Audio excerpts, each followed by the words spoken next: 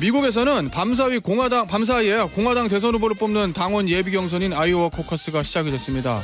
말도 많고 탈도 많은 트럼프 전 대통령이 과연 공화당의 대선 후보가 될 수 있을지 큰 관심사인데 이 미국 대선 어떻게 흘러갈지 트럼프 바이든 시기에 미국 워싱턴 특파원을 역임했던 SBS 김수영 외교안보 팀장과 이야기 나눠보겠습니다. 안녕하세요, 팀장님. 예, 오랜만에 뵙습니다. 예, 안녕하세요. 오랜만입니다. 예. 오늘 아이오와 코커스라고 시작이 되잖아요. 네네. 사실은 아이오와 코커스라는 단어를 미국 대선 있을 때마다 정말 많이 보거든요. 네. 맨날 아이오와 코커스 네. 이러는데 이 아이오와 코커스가 뭐고 네. 이게 이제 미국 대선에서 왜 중요한지부터 좀 짚어주시죠. 잘 모르시는 청취자분들도 있으니까. 예, 아이오와 코커스는 미국 예비 경선에서 상징성을 갖는 게 가장 먼저 시작한다는 점에서 큰 상징성을 가지고 있습니다. 예. 이 아이오와 코커스라는 단어는 그러니까 이 당원 대회거든요. 예. 그러니까 공화당 당원들의 행사인데 거기서 자기들의 후보자가 누가 될지 당원들끼리 결정하는 거고요. 이에 대비되는 행사가 프라이머리라고 일반 유권자들도 참여하는 방식이 있는데 예. 뉴햄셔주 같은 경우는 프라이머리로 진행이 되죠. 예. 아이오와 코커스가 처음 시작된다는 상징성이 있는데 이 첫 경선에서 누가 1위를 하느냐 이게 이제 선거 새몰이를 하는데 굉장히 큰 역할을 하거든요. 예. 그런데 아이오와 코커스가 좀 논란이 있습니다. 이게 아이오와 주 자체가 백인이 한 90% 정도 되거든요. 그래요? 예. 그리고 인구가 300만 정도 되는데 예. 과연 이게 미국 유권자들의 대표성을 갖고 있느냐라는 논란이 끊이지 않았고요. 인구 구성으로 보면 전혀 아닌데요. 예. 그런데 예. 또 바꿔서 보면 트럼프 대통령에게는 굉장히 유리한 환경이 조성돼 있다. 이렇게 또 볼 수도 있습니다. 민주당 같은 경우는 원래 아이오와 코커스를 동시에 시작을 했는데 예. 바이든 대통령이 지난번 아이오와 코커스에서 4등을 했어요. 예. 그러니까 예. 본인 입장에서는 이거 이 대표성을 갖기가 어렵다. 그래서 아예 첫 시작을 2월 3일 날 사우스캐롤라이나로 바꿔버렸습니다. 본인한테는 유리한 거죠. 예, 그렇습니다. 예, 알겠습니다. 네. 그러니까 청취자 여러분, 포커스는 여론조사 우리식으로 말하면 당원 여론조사, 예. 포커스는 프라이머리는 네. 저 일반 여론조사 뭐 이렇게 생각하시면 뭐 여론조사보다는 예를 이제 들면. 후보자를 뽑는 예. 거니까 예. 알겠습니다. 네. 자, 그런데 그러면 이제 오늘 시작이 되잖아요. 네네. 아이오와 코커스가. 네. 그럼 공화당 저 유력한 후보가 지금 누구예요? 트럼프 대통령 말고는. 3명만 기억하시면 됩니다. 트럼프 전 대통령, 예. 니키 헤일리 전 유엔 대사, 예. 론 디센티스 플로리다 주지사 이 3명이 유력한 후보다라고 보면 되고요. 이번 아이오와 코커스는 크게 보면 포인트가 2개입니다. 예. 첫 번째는 트럼프 전 대통령이 과반을 넘을 수 있느냐 없느냐. 그리고 두 번째는 니키 헤일리와 론 디센티스가 얼마나 트럼프 전 대통령을 따라붙는 2등으로 자리 잡을 수 있느냐. 예. 이 2가지가 포인트거든요. 예. 왜냐하면 1등을 트럼프 전 대통령이 한다는 거는 거의 확정적입니다. 이건 거의 뒤집을 수가 없을 정도의 게다가 다 백인 위주니까 뭐. 아이오와 게다가 코커스는. 여론조사를 해보면요. 예. 트럼프 전 대통령이 거의 50% 이상이 나와요. 50% 가까이 이런 여론조사가 나오기 때문에 예. 다만 2등이 너무 1등하고 차이가 나는 2등이 되면 공화당 경선 자체가 흥행을 못할 수가 있습니다. 그래서 미국 언론들도 과연 누가 2등을 하고 얼마나 트럼프 전 대통령에 따라붙느냐 이걸 굉장히 관심사로 보고 있습니다. 이게 이제 팀장님 예를 들어 네. 아이오와 코커스에서 이기면 네. 뭐 미국은 선거자금 모금이 중요하잖아요. 그렇습니다. 선거자금도 계속 붙고 관심도 쏠리고 이러면서 점점 새로 이제 치고 나간다는 그런 얘기 그 구조로 저희가 이해하면 되는 거죠. 예, 그렇습니다. 예. 미국은 상당히 좀 돈 선거가 예. 큰 영향을 미쳐요. 근데 여기 첫 경선에서 1등을 하면 이른바 선거 자금을 댈 수 있는 사람들의 돈이 몰려들고 선거 캠프에 좋은 사람들을 뽑을 수 있게 되고 광고도 많이 하고. 더 흥한 집이 되는 거죠. 오, 예. 알겠습니다. 네. 전망은 어떻게 하고 계세요? 아니 뭐 우리나라 예. 선거 아니고 남의 나라 선거니까 편하게 예. 하시죠. 트럼프 전 대통령의 이 선거라는 게 예. 추세와 바람과 기세 이런 게 굉장히 예. 중요하잖아요. 예. 근데 트럼프 전 대통령이 굉장히 유리한 고지를 점유해 가고 있다. 예. 이렇게 평가를 할 수 있을 것 같고요. 예. 물론 아직 선거가 많이 남았습니다. 한 1년 정도 남았는데 바이든 대통령이 그렇다고 해서 선거를 못할 정도로 그렇게 어려운 처지냐? 예. 저는 저는 거의 반반이라고 봐요. 하지만 트럼프 전 대통령의 여론조사 추세를 보면 예. 정말 무시할 수 없는 수준이 됐거든요. 음. 미국 선거라는 게 우리나라하고 정말 다른 게 간접 선거 방식입니다. 그렇죠. 각 주에서 네. 선거인단을 더 많이 가져가는 사람이 선거에서 이기는 구조거든요. 그런데 미국에서 제일 중요한 건 경합주 6개만 네. 보시면 됩니다. 스윙 스테이트. 예, 스윙 스테이트 서부의 네바다, 애리조나, 그다음에 선벨트에 있는 조지아, 그리고 러스트벨트에 있는 위스콘신, 미시간, 펜실베니아 네. 이렇게 6개만 보면 되는데 네. 지금 여론조사 결과를 보면 트럼프 전 대통령이 이 6개 주에서 근소하게 앞서고 있어요. 네. 이게 굉장히 나쁜 신호거든요. 바이든 대통령에겐. 게다가 여론조사의 질적 측면도 바이든 대통령에게 불리한 게 바이든 대통령이 원래 자기 텃밭이라고 할 수 있는 젊은 층, 네. 소수인종 이것도 트럼프 전 대통령이 앞서가고 있습니다. 게다가 제일 결정적으로 불리한 건 바이든 대통령이 나이가 너무 많다. 예. 그래서 70% 넘는 사람들이 바이든 대통령이 이제 좀 그만 나왔으면 좋겠다라고 하는 여론조사 결과가 계속 나오고 있어요. 예. 이런 불리한 점들이 있기 때문에 트럼프 전 대통령이 새머리를 이어가면 아하. 정말 대통령이 될 수 있을 수 있다라는 전망이 나오는 거죠. 알겠습니다. 자, 그런데 공화당 경선 자체는 사실은 트럼프 대통령 독주를 하는 것 같긴 한데 네. 외신들 막 보면 지난번 저 중간 선거 끝나고는 론 디센티스 플로리다 주지사가 뭐 떴다. 네, 최근에는 니키 헤일리 유엔 대사인가요? 네, 떴다. 전 유엔 예, 예. 대사 떴다. 뭐 이런 저 보도들이 있던데 실제 안으로 들어가면 그렇진 않은 건가 보죠? 네, 그렇습니다. 트럼프 전 대통령이 예. 본인의 정치적인 역량도 뛰어났지만 예. 주변의 환경이 이번에 굉장히 좋았어요. 그게 무슨 얘기냐면 라이벌이 없다. 예. 트럼프 전 대통령에 대한 수사가 있지 않았습니까?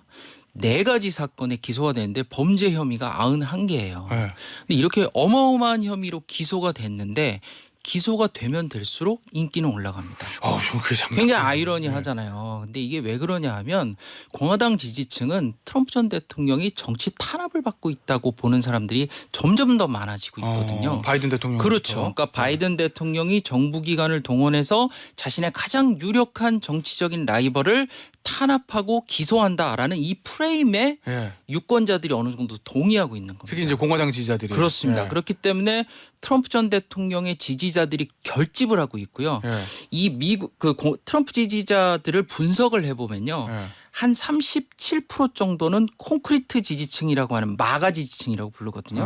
아주 마가란 게그 메이크 아메리카 그레이트 어겐. 예. 절대 움직이지 않는 분들입니다. 이분들은 트럼프 전 대통령이 잘못한 게 전혀 없다라고 보시는 분들이고 여론조사를 해보면 제로예요. 아무도 범죄 혐의가 있을 만한 게 없다라고 제로예요? 예, 제로. 한 명도 없는 그 정도 한 37% 되고 주로 이제 백인 남성들이 많겠죠. 뭐 예. 그렇다고 꼭 볼 꼭 수는 그런 것도 없습니다. 아니에요. 주요 그렇지만 예. 그런 분들이 많고 중간지대가 또 한 37% 있습니다. 그리고 25% 정도는 반트럼프 성향을 가진 공화당 지지자들인데 이 결집층들이 전부 정치적인 보복을 당하고 있다라는 시각을 동의를 하고 있고 중간지대에 있는 사람들이 상당히 여기에 넘어왔습니다. 그렇기 때문에 트럼프 전 대통령이 절반을 넘어가는 수치 정도로 네. 공화당에서 지금 여론몰이를 하고 있는 거거든요. 그 디센티스나 헤일리가 역전할 가능성은 지극히 낮아 보이는 거죠. 현실적으로. 현실적으로 결론적으로 말씀드리자면 뒤집는 건 굉장히 어렵다. 라고 차이가 얘기할 수 많이 있을 것 나요, 지금 같습니다. 보니까. 왜냐하면 네. 이게 어느 정도 따라붙을 수 있을 정도의 수치는 아닌 것 같고요. 네. 물론 새머리를 해가지고 얼마나 근소한 2등이 되느냐의 싸움이 될 수 있고요. 다음을 보고. 그리고 트럼프 전 대통령이 수사를 받고 있기 때문에 이 선거 과정에 또 무슨 일이 벌어질지 모릅니다. 그렇기 때문에 경선을 완주해야 할 필요는 있는 거죠. 네. 아니 저는 다른 건 모르겠는데 뭐 개인 비리야 그렇다 치더라도 이 의사당 난입 네. 이거는 미국의 국기를 흔든 일인데 네. 이 혐의를 받고 있는데 네. 또 대선에 나온다는 게 저는 납득이 네. 잘 안 돼서. 그 의사당 난입 사태 때 제가 워싱턴에 있었거든요. 예. 저도 눈으로 보면서도 믿기지 않을 정도의 충격적인 장면이었는데 네. 그 지지자들이 이른바 마가 지지층의 핵심들이에요. 그분들 의사당 들어갔다 나오신 분들한테 물어봤어요. 왜 의사당에 들어갔다 나왔냐. 근데 아니 불법행위가 너무 많아서 의사당의 주인이 국민이지 않냐. 네. 주인인 내가 의사당에 들어가서 불법행위가 있는지 없는지 내가 보고 나는데 뭐가 문제냐. 이런 말씀들을 하세요. 좀 확신범이구나. 네, 그런 네. 성향이 강하고 선거 과정에서 부정행위가 있었다라는 확신을 갖고 있는 분들이 많았습니다. 자 알겠습니다. 자 그럼 이제 공화당은 거의 확정 이제 유력하다고 보고 네. 본선은 민주당은 이제 저 바이든 대통령이 나올 거잖아요. 현직 대통령이니까 네, 네. 어찌 됐건 간에 네. 두 사람이 붙으면 지금 대부분의 지금 우리나라 언론에서 보기에는 트럼프 대통령이 될 것 같다. 네. 우리도 이제 대비해야 된다. 뭐 이런 얘기를 많이 하잖아요. 네. 김수영 팀장 보기에도 트럼프 대통령이 될 확률이 높습니까? 뭐 참 어렵습니다. 어렵죠. 이게 누가 이길 것 같냐라고 네. 물어보면 네. 거의 50대 50에 가까운데 네. 한 50일 정도는 현재까지는 네. 한 50일 정도는 바이든 대통령이 조금 유리하지 않을까라는 생각도 들고요. 그래요? 예, 네. 왜냐하면 현직 현직 대통령의 프리미엄이 분명히 존재합니다. 미국도? 그리고 지금 네. 미국 경제 상황이 네. 예전보다 점점 좋아지고 있거든요. 그렇기 때문에 선거 국면에서 바이든 대통령이 쓸 수 있는 여러 가지 도구들이 있는데 네. 그런 측면에서 봤을 때 현역 대통령의 프리미엄을 무시할 수는 없다라고 얘기할 수 있지만 트럼프 전 대통령이 앞에 말씀드렸지만 치고 올라오는 기세가 너무 무섭습니다. 그렇기 때문에 네. 이 말씀은 시간이 조금 더 지나면 판이 만약에 기운다 예. 싶으면 트럼프 전 대통령 쪽으로 굉장히 급격하게 기울 수도 있다라고 전망할 수 있지 않을까 싶습니다. 하지만 현직 대통령이 쓸 수 있는 카드, 네. 그게 뭐 예를 들면 뭐 돈풀기라든지 뭐 이런 것들 해가지고 뭐 앞으로 정지하려고. 금리가 인하될 가능성이 크고요. 예. 그리고 뭐 경제 상황이 점점 좋아진다는 전망들이 나오기 때문에 예. 바이든 대통령이 인기가 없는 건 인플레이션이 그동안 너무 높았거든요. 살기가 힘드니까 현직 대통령의 그렇죠. 인기가 근데 떨어지겠죠. 그런 것들이 해결이 된다 그러면은 좀 유권자들의 마음이 좀 달라질 여지가 있지 않을까라는 전망들도 예. 있는 것 같습니다. 알겠습니다. 아니 일부 외신 보니까 트럼프 대통령이 약간 스타일이 바뀌었다라는 네. 보도도 있대요. 그러니까 굉장히 예전에 거칠었는데 물론 지금도 거칠지만 조금 부드러워졌다 뭐 이런 기사도 제가 본 것 같은데 실제 그렇습니까? 제가 보기에는 굉장히 정치적으로 영리해졌다라는 표현을 쓸 수 있을 것 같습니다. 네. 그 트럼프 전 대통령이 이미 자신의 공약집을 네. 어젠다 47이라고 하나하나씩 올리고 있어요. 근데 제가 이걸 보면서 느끼는 거는 트럼프 전 대통령이 준비를 많이 했다. 자기가 권력을 왜 내놨는지에 대한 상당한 세밀한 분석을 하고 예. 그거를 극복하기 위한 방법들을 하나하나 구체화시켜 놨거든요. 예. 근데 여기 보니까 헤리티지 재단이라고 하는 보스 싱크탱크의 도움을 받아서 예. 논리를 개발을 하고 벌써 사람을 끌어모으고 예. 이런 작업들을 하고 있습니다. 잠깐만요. 근데 네. 그러니까 트럼프 대통령 당선될 때는 네.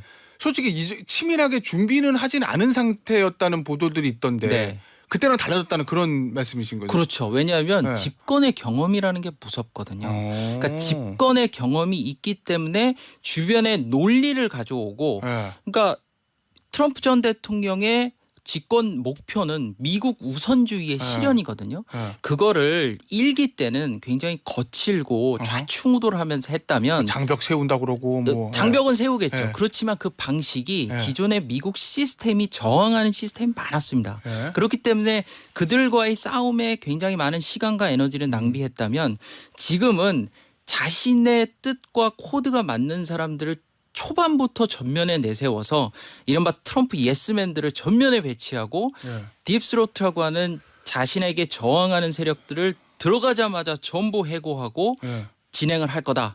심지어 트럼프 전 대통령은 내가 재집권하면 첫날은 독재를 하겠다라고까지 선언을 했어요. 예, 그럴 정도로 이야. 거침없이 진행을 하겠다라는 얘기를 하고 있습니다. 알겠습니다. 자, 가장 중요한 거. 네. 바이든 대통령이 그냥 재선을 하면 우리나라는 그냥 현재 상태로 한미 관계가 네. 유지하면 되는데 트럼프 대통령이 당선됐다. 그럼 이제 우리는 어떤 스탠스를 가져야 돼요? 한미 관계 특히 이제 외교 안보적인 측면에서. 여러 가지 어려운 점들이 일어날 것으로 예상이 되는데요. 네. 왜냐하면 우리가 경험해보지 못했던 방식으로 트럼프 전 대통령이 재집권을 한다면 네. 그런 방식으로 나올 가능성이 커요. 어젠다 47에서 제가 보면서 좀 놀랐던 것 네. 중에 하나는 지금 우크라이나 전쟁이 한참 진행되고 있지 않습니까? 트럼프 전 대통령이 거기다가 아예 대놓고 우리가 돈을 이렇게 많이 썼는데 유럽 동맹국인 나토는 유럽에서 전쟁이 나고 있는데 전비를 거의 쓰지도 않았다. 우리 10분의 1밖에 안 썼다. 우리가 쓴 돈을 나토에 물리겠다라는 얘기를 하고 있거든요. 그러니까 이걸 굉장히 비용적인 네. 측면으로 접근을 하겠다는 얘기입니다. 예. 이거를 우리나라에 바꿔보면 지난번 집권 1기 때 방위비 분담금을 우리나라에 갑자기 50억 달러를 예. 요구를 했어요. 5배로 올려서 예. 굉장히 큰 충격을 받았습니다. 근데 이런 식의 방위비 분담금을 급격히 올려서 안 그러면 주한미군 뺄 거야 라는 식의 도발 그러니까 네. 우리 국민들이 느끼기엔 그런 도발을 느낄 가능성이 매우 크고요. 제가 워싱턴에 있을 때 마크 에스퍼 전 국방장관을 인터뷰를 하면서 그걸 네. 물어봤어요. 도대체 방위비 분담 그렇게 급격히 올렸는데 50억 달러를 불렀는데 근거가 뭐냐? 네. 그랬더니 에스퍼 장관이 나도 모르겠다. 백악관에서 그냥 내려왔는데 자기도 네. 너무 놀랐다라는 네. 얘기를 하더라고요. 그러니까 트럼프 전 대통령이 그렇게 청구서를 내밀 때는 사실 세밀한 근거나 이런 거 사실 네. 없어요. 그런데 우리에게 이제 재집권했을 때 청구서를 들이밀 때 과연 얼마나 액수를 부를지 그 뒤에 만약에 그걸 우리가 내부적인 논란이 일어나고 했을 때 주한미군 철수라고 하는 어마어마한 혼돈 네. 그런 것들이 기다리고 있지 않을까라는 점이 우려가 됩니다. 북한 문제는 어떨까요? 뭐 일각에서는 북핵을 용인하는 거 아니냐라는 그런 관측도 좀 있던데. 지금 이 유세를 하는 과정에서 네. 김정은 얘기를 한두 번 정도는 꼭 언급을 해요. 네. 그런데 보면서 걱정스러운 거는 북한이 핵이 되게 많다. 네. 핵이 많은 북한이랑 나는 정말 좋은 사이를 지냈고 나는 전쟁을 막았고 네. 이런 얘기를 계속 트럼프 전 대통령이 하고 있거든요. 네. 근데 북한하고의 협상, 대화 자체가 앞으로 좀 다른 국면으로 펼쳐질 수 있습니다. 왜냐하면 그 전에는 비핵화를 전제로 한 비핵화 협상이었다고 한다면 그렇죠. 이제 재집권한 트럼프는 핵을 가진 북한을 인정하는 일종의 군축 협상이나 좀 다른 국면으로 협상이 좀 진행될 수 있지 않을까. 우리로서는 최악의 시나리오인데. 그렇죠. 네. 그리고 제가 워싱턴에 있을 때 존 볼턴 국가안보 네. 보좌관하고 인터뷰를 했을 때도 존 볼턴 국가안보 보좌관이 뭐 그분의 뭐 시각에 동의할 수 없는 부분이 많이 네. 있지만 그 얘기는 굉장히 인상적이었어요. 트럼프 전 대통령은 개인의 관계로 정상 간의 개인의 관계로 국가 관계를 오해하는 사람이다.